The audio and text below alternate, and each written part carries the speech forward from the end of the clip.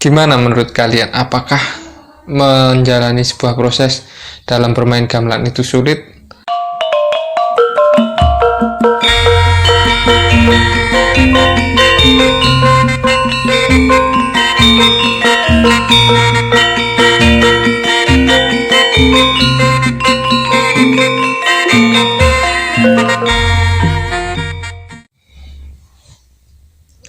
Assalamualaikum warahmatullahi wabarakatuh.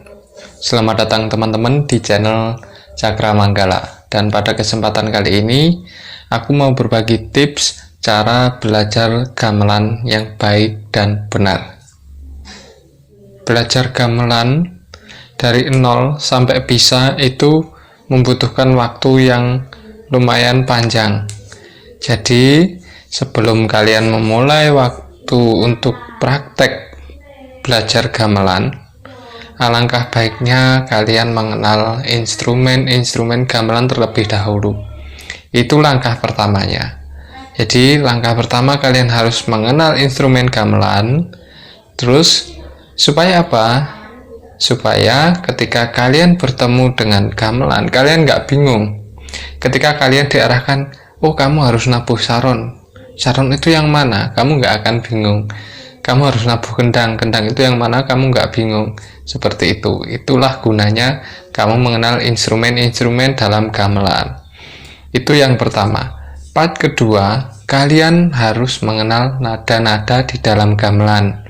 Jadi gamelan itu memiliki dua sistem nada. Yang pertama, nada laras pelok. Yang kedua, laras slendro. Nah, laras pelok dan laras slendro ini memiliki dua sistem nada yang berbeda. Nah, untuk lebih jelasnya kalian nanti akan saya buatkan video tersendiri ya, karena ini membutuhkan waktu yang panjang sekali dan akan menyita waktu bila saya jelaskan di sini.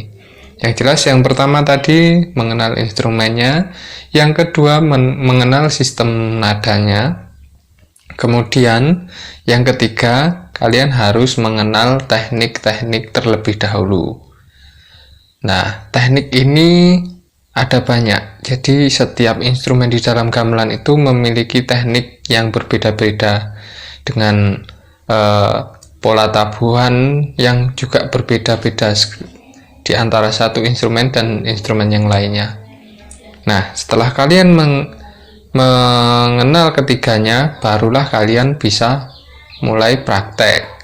Itu pun baru sekedar bisa memainkan saja, misalkan nabuh saron itu seperti ini, nabuh bonang itu seperti ini caranya, baru sebatas itu, belum masuk ke bagian dimana kalian akan memainkan instrumen itu secara bersamaan, mengolah rasanya dan mengenal struktur-struktur di dalam bentuk gendingnya. Nah, kemudian setelah kalian tahu tekniknya dan bisa memainkan, kelima, kalian harus menguasai atau mengetahui gending-gending apa saja yang ada di dalam karawitan. Nah, kalau sudah masuk ke gending, itu kita menyebutnya karawitan, karena gamelan itu adalah instrumen, sedangkan karawitan adalah orkestranya, musiknya. Itu gending itu juga musiknya. Nah, kalau gending-gending di dalam karawitan Jawa itu bermacam-macam sekali teman-teman. Ada yang namanya gangsaran, lancaran, ketawang, ladrang, dan juga masih banyak lagi bentuk-bentuk gending yang lain. Setelah kamu menguasai 5 hal tersebut, kamu masih butuh proses lagi. Nah, proses itu barulah kita masuk ke proses yang namanya ngolah rasa. Kita mulai mendengarkan.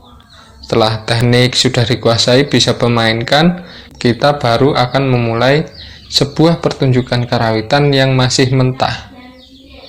Mengerti maksudnya masih mentah? Ya, masih mentah itu dalam artian masih secara teknik banget, belum masuk ke dalam pencapaian rasanya. Proses dalam merasakan ini dimulai dengan cara kalian mendengarkan.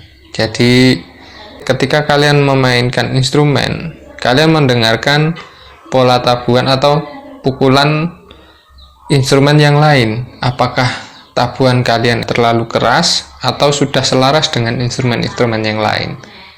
Memang rumit teman-teman belajar gamelan itu kalau dipikirkan ya. Belum lagi kalau nanti kalian harus belajar sejarahnya, sejarah gending-gendingnya, agar kalian juga lebih memahami karakter-karakter setiap gending. Jadi setiap gending itu juga memiliki karakter. Maka dari itu karawitan dikatakan, karawitan berasal dari kata rawit, yaitu halus dan rumit. Mungkin itu juga menjadi salah satu pertimbangan kenapa teori tersebut dicetuskan. Gimana menurut kalian? Apakah menjalani sebuah proses dalam bermain gamelan itu sulit? Kalau menurut kalian sulit atau enggaknya, silahkan ditulis di kolom komentar. Nanti kalau kalian pengen bertanya, bisa juga kalian tulis di kolom komentar ya. Mungkin seperti itu dulu tips and triknya dalam memainkan gamelan, langkah-langkah dalam belajar gamelan. Kalian bisa pahami, bisa pelajari dengan baik di rumah, dan selamat belajar. Terima kasih. Assalamualaikum warahmatullahi wabarakatuh.